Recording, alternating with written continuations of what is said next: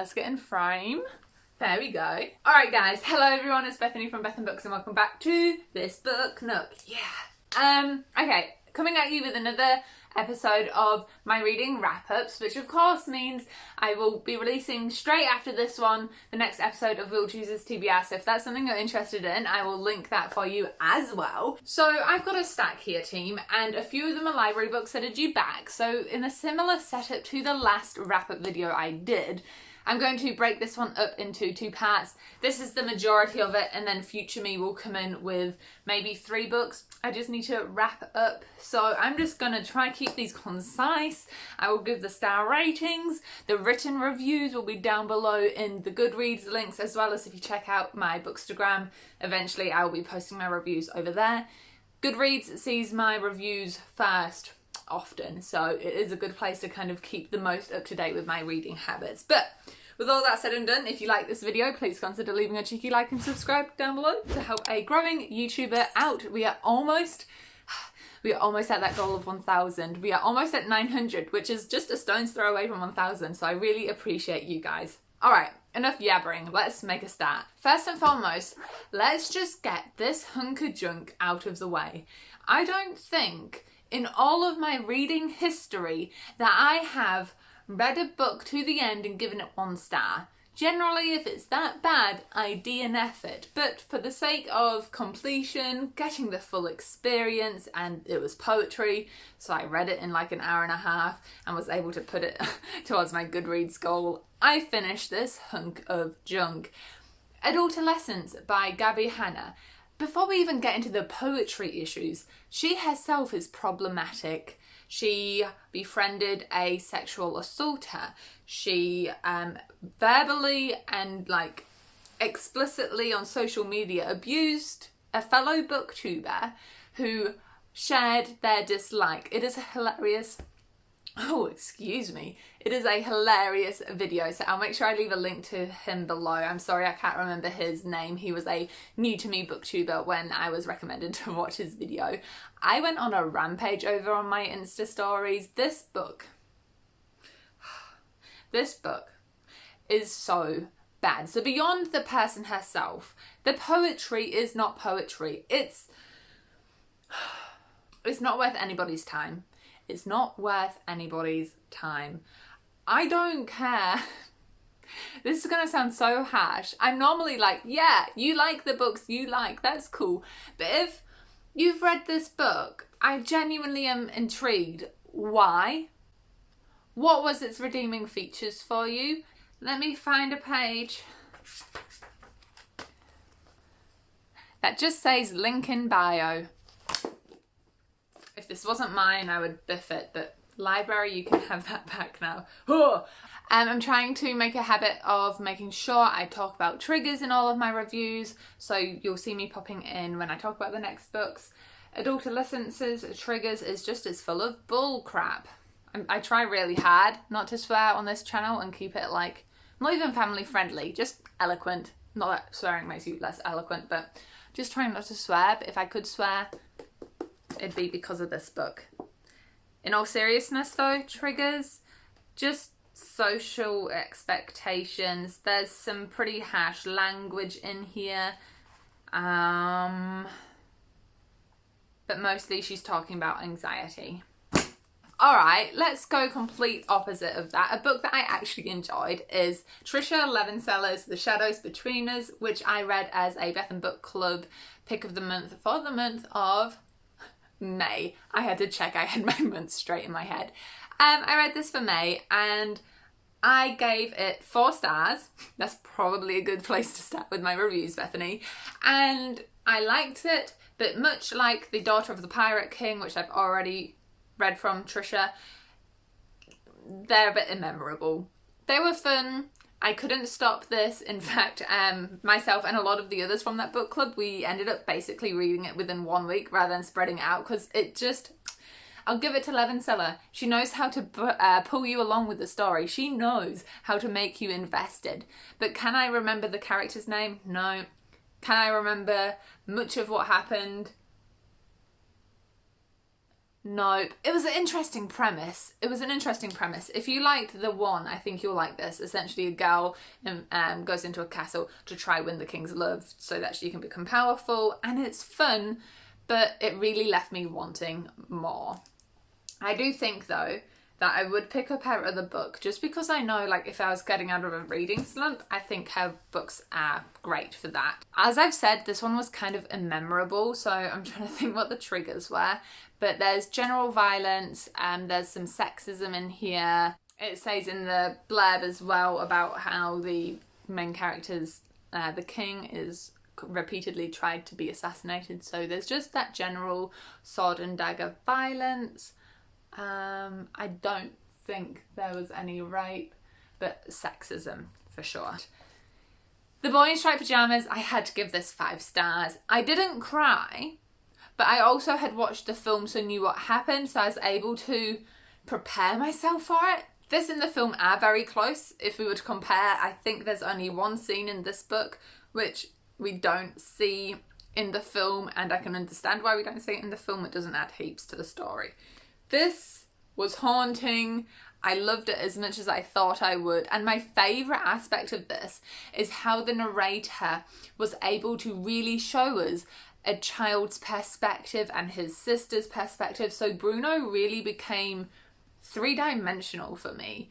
The only critique I really have of it is at times it was a bit repetitive with its messages. But either way, super important messages, and I really liked this, guys. Triggers for this one are probably quite obvious. It's talking about World War II and the killing of Jews in concentration camps. So all of that horrible stuff that comes along with genocide, essentially. The next 3 you will have seen in my reading books from my mystery box vlog. So I'll go through these from most favourite to least favourite, and my most favourite is also the most surprising, which is Catching the Current by Jenny Patrick. I gave this one 4 stars. I bloomin' loved it. Essentially, it's historical fiction with a focus on the Danes coming to Aotearoa, specifically the Manawatu, where I literally live right now. So I had a real personal connection to this book, and Patrick really made this an exciting read for me. I was invested and I have learned so much. This is how I needed to learn history. Instead of lectures, listening to someone ramble on about things that I felt no connection to, this is what I needed. Just give me this book, and I swear I learned more in the 4 hours of reading this book than I did in my entire year 11 history course. So that's the thing. I will say though, although I really loved this book, I think it's a very niche topic, and I wouldn't recommend it unless you are specifically interested in New Zealand Aotearoa history, Danish history, or just colonialism and, what's it called when you go from one place to the other? I'm one. Immigration in general. A few triggers for this book. We do have rape and colonialism and wars and general violence. So just fully be aware of that. It's not hugely gory, but it's still an element talked about in here. So heads up for that. Then one that was also a bit surprising, but I ended up giving 3.5 stars, is No Mercy. This was everything I expected it to be. Fast paced. It came from a perspective that was like Peaky Blinders, but the cool ants side of things. The different levels of generations we see, like there's a grandma, and then there's mother, son, child, great-grandchild. We see heaps of generations, but it's just not a masterpiece. It was fun, it carried me along, another good one to get out of a reading slump, but it's just not a masterpiece, but still one I would recommend if you just want something fast-paced. Triggers for this one include violence under the sun, you name it. There's rape, there's murder, there's quite negative talk about bipolarism, which is a reason why it wasn't quite 4 stars either. I didn't like how they talked about bipolarism. Just any sort of violence you can imagine, drug abuse, alcohol abuse, all of that. Very triggering book if you're not prepared for it. And then sadly, the one that was my least favourite was the one I was most excited for, Mortal Engines by Philip Reeve. This I gave 3 stars, which again, doesn't make it bad. 3 stars is still a star level where I would recommend things to people, so not the end of the world there. However, the writing style really held me back, and I need to say, of course it would, because it's middle grade, and I understand that sometimes you can love middle grade. Like, I'm thinking, now they've all gone out of my mind. What middle grade did I really enjoy? Rick Riordan's middle grade, like The Lightning Thief. I loved that, but something in this stopped me from being fully engaged, and it took me so long to read this book considering how short it is. The premise, the story, fantastic. The romance didn't need that, and the writing style just wasn't for me. Triggers for this, we do have murder and like abuse and general violence. Alright, it is time for the second half of this wrap up. My apologies for the lighting. It is the night before the winter solstice, so things are getting pretty dark here. Okay, let's do this. So first of all, here I have the 3 books from the reading my 5-star predictions vlog. Let's go through them. Yoke was my least favourite out of the 3 I read. I gave this one 3 stars. Essentially, and of course you can see my reading experience up in the vlog. I'll link it for you guys if you want.